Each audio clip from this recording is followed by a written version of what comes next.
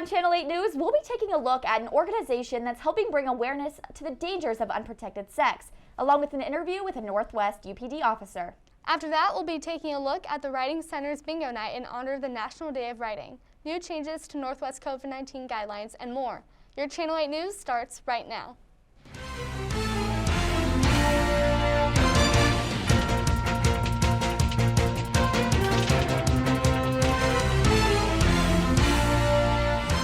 Thanks for tuning in to Channel 8 News. I'm Courtney Rowe. And I'm Alexis Kuhnert. Buchanan County recently received a grant for ending HPV and decided to pair up with Res Life and Violence Prevention here at Northwest to provide condom dispensers in all on-campus residence halls so that students have no limitations for safe sex. The mission of Buchanan County Res Life and Violence Prevention is to make our campus safer. And in the first week of these dispensers being put into place, there were over 1,000 condoms given out, with hopes to provide even more condoms and dispensers in the near future. 1 in 4 college students have an STI, or sexually transmitted infection, including but not limited to HPV, chlamydia, and herpes. This is largely due to the fact that most students are just unaware of the true risks of having unprotected sex, and also a lack of protection products. As a part of the Ending HIV grant, Buchanan County was able to supply these condom dispensers all across campus. And one of the people behind it all is Northwest's Violence Prevention and Green Dot Coordinator, Ben Moran. Buchanan County reached out to me initially and asked if I would be interested in a partnership. And they were like, hey, we'd like to do something along the lines of condoms. So we talked about dispensers, and initially we came up with this, which provides 7 dispensers across campus, free to all students, that provides condoms. So working with Buchanan County and then also looping in Res Life, we're able to get these out, and they're available for students almost anytime they need them. According to Moran, one of the biggest reasons for putting these in student hotspots such as the residence halls and here at the station is so that students won't have to worry about walking all the way over to wellness services and potentially be out of luck if it's after hours. The Wellness Center is open Monday through Friday, 8 to 5. You can always get condoms, latex-free condoms, dental dams, internal phenol condoms, any of those things at the Wellness Center. But after hours, location-wise, the goal of these is to provide them closer and more accessible to students. And really, it revolves around making it safer on campus. If you choose to engage in sexual activity, we want you to do it safely. And the hope is that these can start conversations that will eventually continue to move the needle to create a more safe and a more holistic campus for everyone. The long-term goal of this initiative is to provide even more discreet dispensers to respect students' privacy and make sure they aren't sacrificing their sexual health and safety out of fear of judgment. With stories that matter to you, I am Courtney Rowe from Channel 8 News. When we come back, we'll be taking a look at an interview with the Northwest UPD officer in relation to the Black Lives Matter movement, along with the Writing Center's Bingo Night event. Stay tuned for more.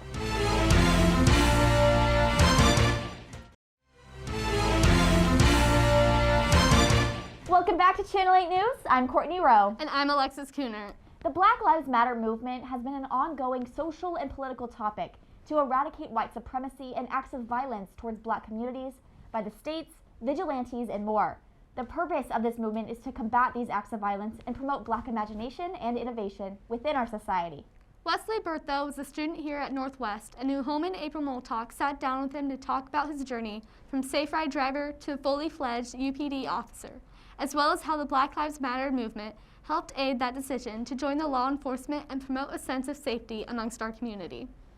Wes Ellington is an officer with the Northwest Missouri State University Police Department, and on Wednesday, the 20th of October, I sat down with him to talk about his role and the events leading up to his decision to become an officer. I started working here in 2018 as a Safe Rides, worked at Safe Rides for a while.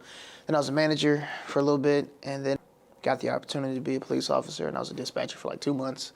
Went to the academy, came back, and been an officer for about 6 months. He also described his thoughts on the Black Lives Matter movement. I would say it's about the summer of 2020 is kind of when it spiked up, when all the George Floyd stuff was going on. And at least in my head, Black Lives Matter isn't necessarily a new thing.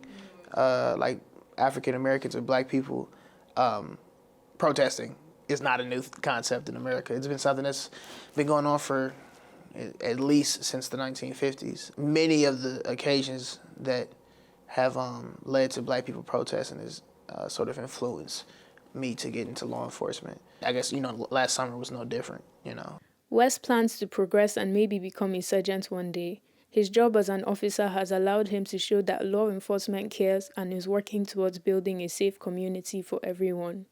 The opportunity to communicate with people and to sort of give a different perspective on what law enforcement could be.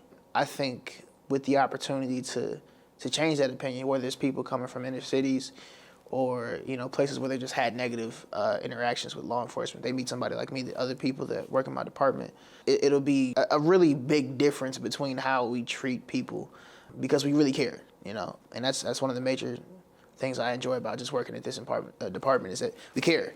It's all about empathy. It's all about, you know, building a community. You can take part and find different ways to show support for the BLM movement. For the stories that matter to you, I have been Uhuman April Moltok. Thanks, Uhoman. Writing is an important part of our day-to-day lives. It helps us be able to communicate with others and helps improve our cognitive ability to gain and comprehend knowledge.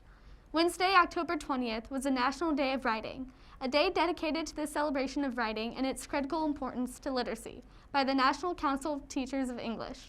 To honor this important day of learning, the Writing Center here on campus hosted a bingo night where students could win a multitude of prizes and gain more information about all of the services that the Writing Center has to offer.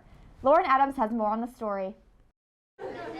The Writing Center at Northwest Missouri State University held a celebration for the National Day of Writing on Wednesday, October 20th. The event included playing bingo for the chance to win one of many prizes. The Writing Center coordinator, Stancy Bond, pulled off the celebration with the help of several student employees.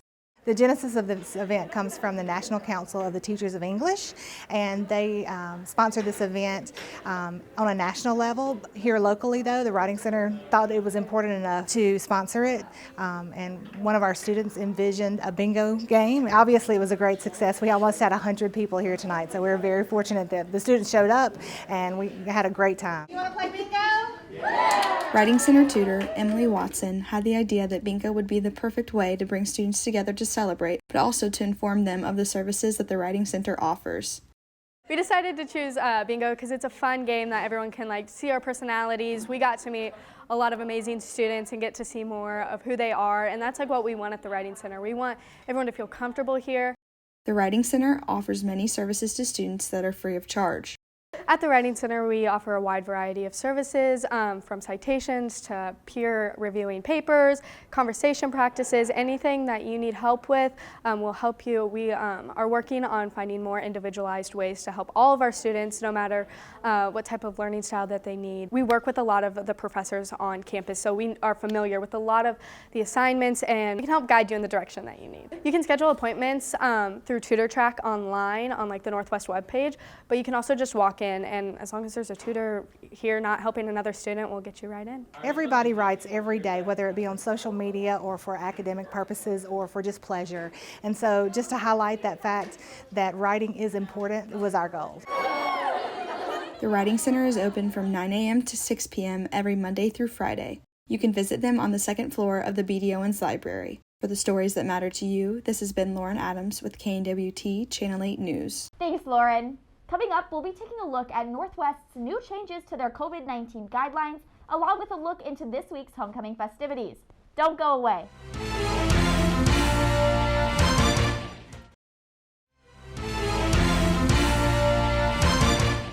Welcome back to Channel 8 News. I'm Alexis Kuhnert. And I'm Courtney Rowe. Over the course of the entire COVID-19 pandemic, we have seen a multitude of changes when it comes to Northwest COVID-19 guidelines. As of last Friday, Northwest sent out an email with new changes to the COVID-19 guidelines that will take effect immediately on October 25th. These new measures include face coverings being required in all public indoor spaces for unvaccinated individuals. Also, face coverings are required for all individuals in meeting rooms where 6 feet of social distancing cannot be maintained, and more. For more information on these changes, please refer to your Northwest email or by going to the Wellness Services website. Absolutely. Now moving on, homecoming has officially begun here at Northwest Missouri State University after COVID-19 caused many hiatuses for a lot of the sponsors of the events that happen here on campus. In fact, this year's homecoming theme is Bearcats Remember When, a time for present, graduating, and Bearcat alumni to reflect back on this momentous occasion before the pandemic. This week-long celebration, full of festivities, started on October 24th and will be running through October 30th, leading up to the annual homecoming parade followed by the home football game against Nebraska Kearney. Guest field reporter Mary Grace Rice went around campus asking students what homecoming means to them and how they plan on showing their Bearcat pride throughout this week-long celebration. After a 2-year hiatus due to the COVID-19 pandemic, Northwest homecoming celebrations are finally back on, and Northwest students are eager to show their Bearcat spirit again during the week-long celebration. Like student Aditiong Adongbasi, who is especially excited to represent her country at the International Flag-Raising Ceremony. I get to show up in my traditional attire, and I always raise a flag.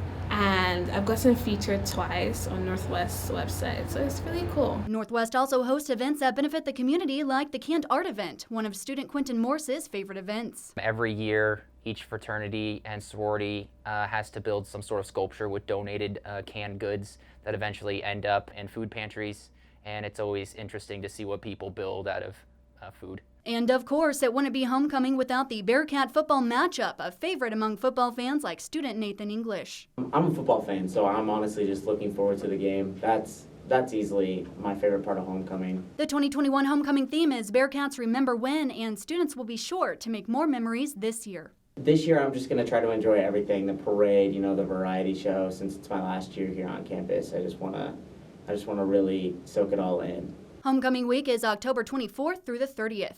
This is Mary Grace Rice for Northwest Student Media. Thanks, Mary Grace. For future events and updates, please check the school calendar or be sure to follow Northwest Homecoming Committee on their social media platforms. And as we mentioned earlier, don't forget to come out and show your Bearcat pride on Saturday, October 30th at the homecoming parade that starts at 9:30 a.m. and followed by the football game at 2 p.m. at Bearcat Stadium. Well, that's all the time we have here for Channel 8 News. Be sure to tune in every Monday through Thursday at 6 p.m. right here on KNWT Channel 8. Or you can find us on our YouTube page at KNWT TV. From all of us here at Channel 8 News, I'm Courtney Rowe. And I'm Alexis Kuhnert. And have a great night.